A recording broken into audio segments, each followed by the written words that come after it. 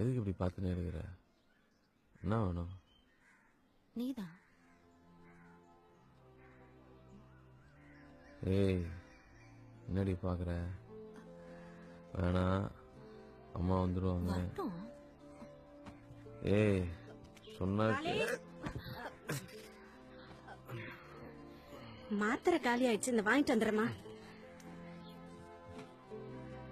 வந்துடுறேம்மா.